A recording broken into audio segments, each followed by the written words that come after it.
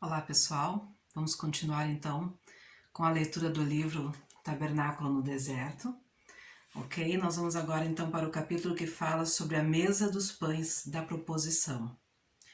Também farás uma mesa de madeira de cetim, o seu comprimento será de 2 côvados, e a sua largura de 1 côvado, e a sua altura de 1 côvado e meio, e cobri-la-ás com ouro puro.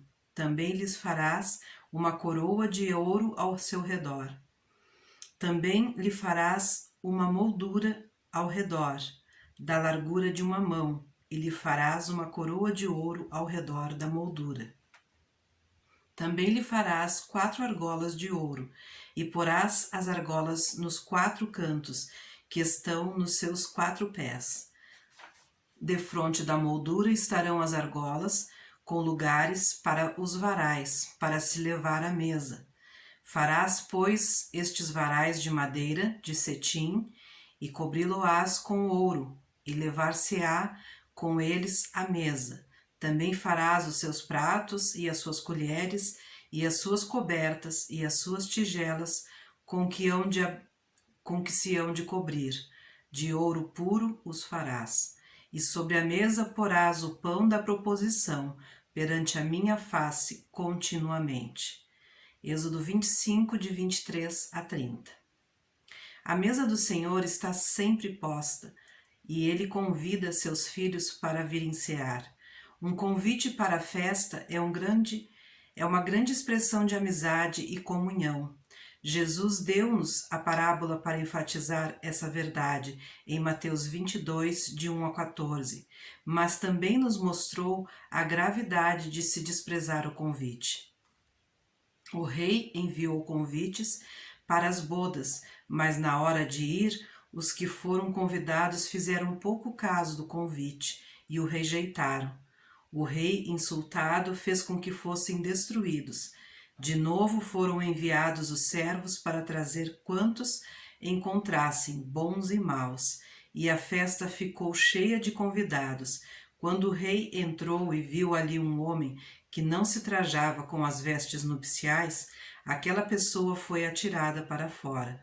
O convite fora feito para todos que quisessem vir. Contudo, devemos deixá-lo nos vestir com a roupa apropriada à sua retidão. Quando José era governador do Egito, toda aquela área sofreu uma terrível seca. O Egito era o único país que tinha alimento estocado por causa da sábia liderança de José. Seus irmãos, contudo, não faziam ideia de que seu irmão, que haviam outrora vendido como escravo a uma caravana, era agora o homem que comandava os negócios do Egito. Quando vieram para a segunda vez a comprar alimento, José lhes deu um banquete e preparou-se para lhes revelar sua verdadeira identidade. A disposição dos lugares à mesa maravilhou-os. 3 mesas haviam sido preparadas e os 10 irmãos sentaram-se a uma delas por ordem de idade. Os egípcios sentaram-se à outra mesa e José sentou-se só. Isso está lá em Gênesis 43. Jesus tem um arranjo muito melhor e mais íntimo. Eis suas palavras em Apocalipse 3:20.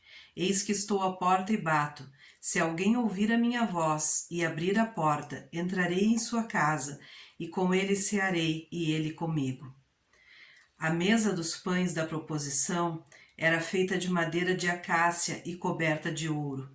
Suas dimensões eram aproximadamente 1,5 metro de comprimento por 50 centímetros de largura por 70 centímetros de altura.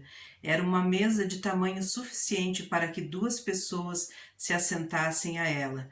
Jesus convida você não como um qualquer da multidão, porém quer que esta comunhão seja de um para outro, sem interrupções, para que com ele comungue você e possa olhar dentro dos seus olhos. Possivelmente ele quererá fazer a mesma pergunta que fez a Pedro naquela memorável manhã após comerem peixe assado. Simão, amas-me? João 21:17. Em tais ocasiões, percebemos que Jesus vê dentro das profundezas da alma. Nesta ocasião, temos a oportunidade de olhar dentro dos olhos do Senhor. Oh, que incomensurável profundeza de amor flui do coração do Salvador! Você já fitou realmente aquele rosto? Você está convidado a vir sentar-se à sua mesa. Em Números 4:7, esta mesa é chamada de a mesa da proposição. Que grandioso imaginar-se convidado para sentar à mesa de sua presença. Ele nos convidou a vir cear com ele e através desse gesto ele diz: Tu és meu amigo. Naquela mesma passagem, o pão é chamado de pão contínuo.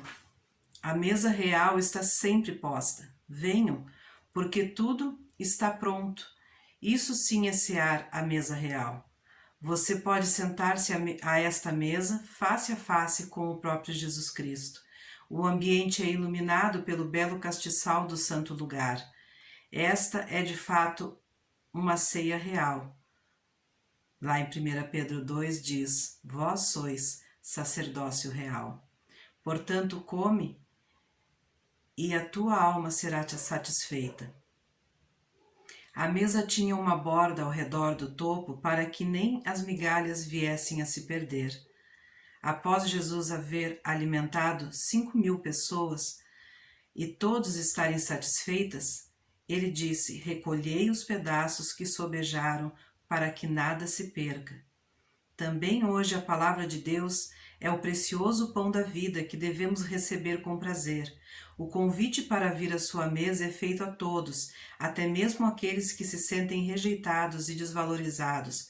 Quando Davi tornou-se rei, perguntou: há ainda alguém que ficasse da casa de Saul para que ele faça bem por amor de Jonatas? 2 Samuel 9. Ziba, um servo, disse-lhe que havia um filho de Jonatas chamado Mefibosete, mas que este era aleijado e vivia em Lodebar, em casa de Maquir. O rei Davi mandou buscá-lo. Quando veio ele ao rei em Jerusalém, não sabia o que seria feito de si. A prática naquele tempo era que, quando um novo rei assumia o trono, mandava matar toda a família real antecessora. Mas Davi disse: Não temas, porque de certo usarei contigo de beneficência por amor de Jonatas teu pai. Foram-lhe dadas vestes reais e convidado a sempre assentar-se à mesa do rei com os demais da casa real. Sentando-se à mesa, comendo com o rei, ninguém diria que ele era aleijado. Toda a propriedade de Saul veio às suas mãos. Isto não aconteceu por seus méritos, mas por amor de seu pai. Mesmo o filho defeituoso é bem-vindo à mesa do rei e herdará a devida parte de sua herança. Em Levítico 24, de 5 a 9, somos instruídos com relação à fabricação do pão, tipo de farinha, quantidade, o arranjo do pão sobre a mesa, bem como quem deve comê-lo. Os pães deveriam ser feitos de farinha fina e são um símbolo de nosso Senhor e Salvador Jesus Cristo. E Jesus lhes disse: Eu sou o pão da vida. Aquele que vem a mim não terá fome, e quem crê em mim nunca mais terá sede. João 6,35. Este é o pão que desce do céu, para que o que é dele comer não morra. Eu sou o pão vivo que desceu do céu. Se alguém comer deste pão, viverá para sempre. Paulo também escreveu aos Coríntios: porque todos participamos do mesmo pão. A palavra de Deus é o pão da vida para nós. A cada sábado era colocado pão fresco na mesa da proposição, 12 pães em 2 pilhas organizadas, contendo 6 cada. Bem-aventurados são aqueles que diariamente se alimentam da palavra.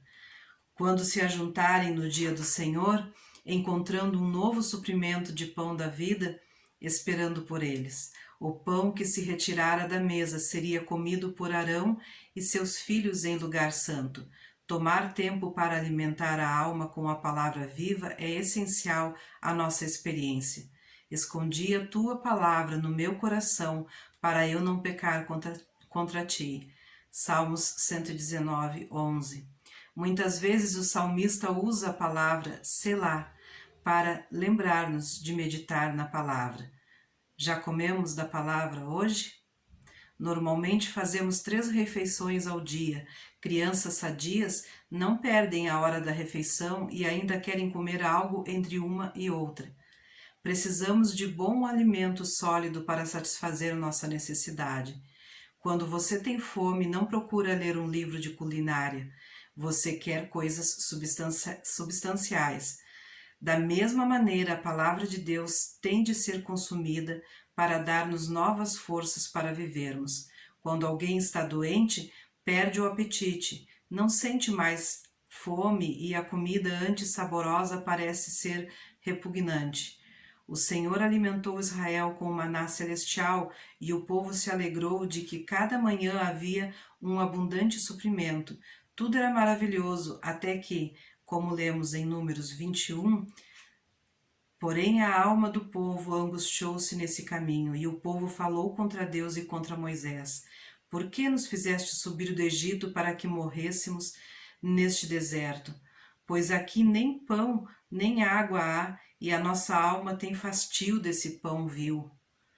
O maná não havia mudado, mas os seus corações sim. O que antes fora uma comida deliciosa, tornara-se abominável. Eva também se deixou enganar pela ideia de que ela e Adão estavam sendo passados para trás por não terem permissão para comer da árvore do conhecimento do bem e do mal. Isto a despeito do fato de que eles poderiam comer de todos os outros frutos das árvores no jardim. Em Gênesis 3, de 6 e 7, nos diz: E vendo a mulher que aquela árvore era boa para se comer e agradável aos olhos, e a árvore desejável para dar entendimento, tomou do seu fruto e comeu, e deu também a seu marido, e ele comeu com ela. Então foram abertos os olhos de ambos, e conheceram que estavam nus. Pão consagrado para pessoas consagradas. O pão era para ser comido em um santo lugar por sacerdotes consagrados durante o tempo que estivessem servindo no tabernáculo. Como é importante que aquele que ministra a outros alimente primeiro a sua própria alma com a palavra viva de Deus. Davi disse: Preparas uma mesa perante mim, na presença dos meus inimigos, e o meu cálice transborda. Salmo 23.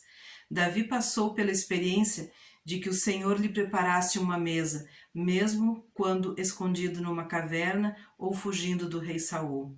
Um dia, e provavelmente muito em breve, a ceia das bodas do Cordeiro estará pronta. Aqueles que foram lavados pelo sangue do Cordeiro virão do leste e do oeste, do norte e do sul, e assentar-se-ão com aquele que os redimiu. Isto será as bodas do Cordeiro, que é o início do cumprimento final da vontade de Deus Pai. Louve ao Senhor. Regozijemo-nos e alegremo-nos e demo-lhes glória, porque vindas são as bodas do Cordeiro, e já a sua esposa se aprontou, e foi-lhe dado que se vestisse de linho fino, puro e resplandecente, porque o linho fino são as justiças dos santos. E disse-me: Escreve: Bem-aventurados aqueles que são chamados à ceia das bodas do Cordeiro. E disse-me: Estas são as verdadeiras palavras de Deus. Apocalipse 19. Que esperança para o Filho de Deus! Eis as palavras de Jesus: Mas eu vos digo que muitos virão do Oriente e do Ocidente e assentar-se-ão à mesa com Abraão, Isaque e Jacó no reino dos céus. Mateus 8, 11. Ficamos por aqui hoje e até o próximo vídeo.